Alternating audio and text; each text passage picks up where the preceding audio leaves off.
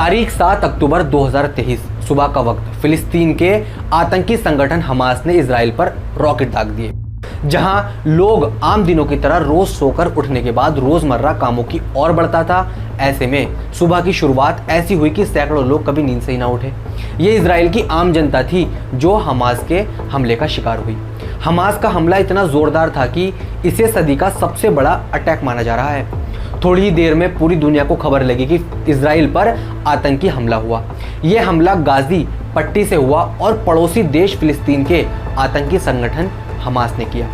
अब तक इस हमले में सैकड़ों लोगों की जान जा चुकी है, हजारों लोग घायल हैं, शहर के शहर बर्बाद हो गए और ये जंगल की आग की तरह फैलती ही जा रही है।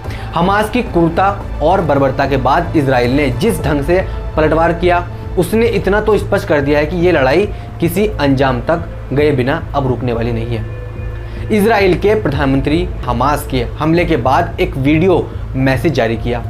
उन्होंने साफ कर दिया कि इजराइल को निशाना बनाने वाले एक आतंकी संगठन को भी नहीं छोड़ा जाएगा। लेकिन इतिहास गवाह है कि जब जब इजराइल पर हमले हुए, इजराइल ने मुंहतोड़ जवाब दिया। न सिर्फ जवाब दिया बल्कि अपनी स्थिति भी और मजबूत करता गया। फिर चाहे 1967 का 6 दिन का युद्ध हो या फिर 1973 का अरब इजराइल युद्ध, हर युद्ध में इजराइल भौगोलिक तौर पर अपना आकार बढ़ाता गया और फिलिस्तीनियों की ताकत को कमजोर करता गया। यूं तो यहूदियों और मुसलमानों के बीच कई वर्षों से संघर्ष चल रहा है, लेकिन इन संघर्ष में एक खतरनाक मोड़ साल 1987 में आया। 1987 का वो वर्ष जब हमास का गठन हुआ। हमास यानी हरक्तुकुल मुवक्तुकुल इस्लामिक या इस्लामिक प्रतिरोध आंदोलन। ये फिलिस्तीनी सुन्नी मुसलमानों की एक सशस्त्र संस्था है। विश्व इसको एक आतंकी संगठन के नाम से जानता है। हमास का गठन 1987 में मिस्र और फिलिस्तीन ने मिलकर किया था, जिसका उद्देश्य उस क्षेत्र में इस्राएली प्रशासन के स्थान पर इस्लामिक शासन की स्थापना करनी थी। हमास पिछले कुछ सालों में इजराइल के ठिकानों पर कई हमले कर चुका है, जिनमें आत्मघाती बम विस्फोट, रॉकेट लॉन्च समेत अन्य हमले शामिल हैं। इन हमलों में हमास और इजराइल दोनों ही लोगों की जान बड़ी संख्या में गई है। इजराइल, अमेरिका, यूरोपियन यूनियन और ब्रिटेन सहित कई देश इसे आतंकवादी संगठन घोषित कर चुके हैं। इजरायली पीएम के ऐलान जंग के बाद इजराइल की सेना और वायुसेना हमास के आतंकियों को सबक सिखा रही है।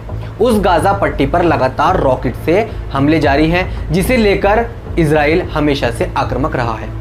अगर रिपोर्ट की माने तो हमास इजरायली सेना के मुकाबले काफी कमजोर संगठन है, लेकिन कम करने की आंकना भूलनी होगी।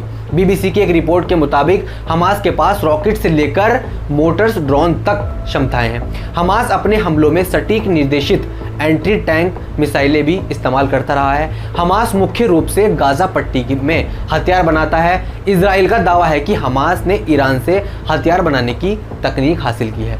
दरअसल इस विवाद की वजह अल अक्सा मस्जिद परिसर है।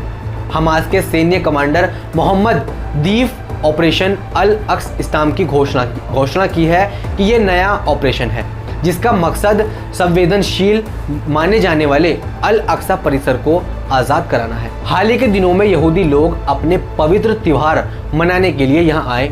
इस परिसर में ही टेम्पल माउंट है, जहाँ यहूदी प्रार्थना करते हैं। इसी के साथ इजराइल पर हुए सदी के सबसे बड़े हमले के बाद खुफिया तंत्र पर सवाल खड़े हो रहे हैं। इजराइल की खुफिया एजेंसी मोसाद, जो दुनिया भर में अपने अभियानों की वजह से जानी जाती है, उसे लेकर भी सवाल उठ रहे हैं। आखिर मोसाद को भनक क्यों नहीं लगी कि इजराइल के खिलाफ इतनी बड़ी साजिश रची जा रही है।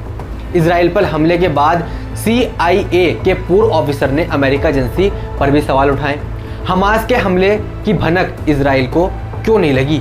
हमास ने हमले की योजना एक दिन में तो नहीं बनाई होगी। इसके पीछे सदी हुई रणनीति है, सॉलिड कोऑर्डिनेशन है। दुनिया भर के आलोचक और विश्लेषक पूछ रहे हैं कि आखिर इजराइल से इतनी बड़ी चूक कैसे हो गई। सवाल सिर्फ मोसाद की असफलता का नहीं है, अमेरिकी खुफिया एजेंसी CIA को लेकर भी सवाल उठ रहे हैं। इजराइल का परम सहयोगी अमेरिका और उसकी खुफिया एजेंसी हमास के खौफनाक मंसूबे को क्यों नहीं समझ पाई? आखिर क्यों इजराइल का जिगरी दोस्त कहा जाता है? कई बार मोसाद और CIA को संयुक्त ऑपरेशन करते हुए देखा गया है, लेकिन इस बार इजराइल की पीठ के पीछे हमास के आतंकी हमले की योजना बनाते रहे। लेकिन मोसाद और CIA को खबर तक नहीं आई। आज के लिए इतना ही, आगे की अपडेट आते ही हम आपको ज़रूर अपडेट देंगे।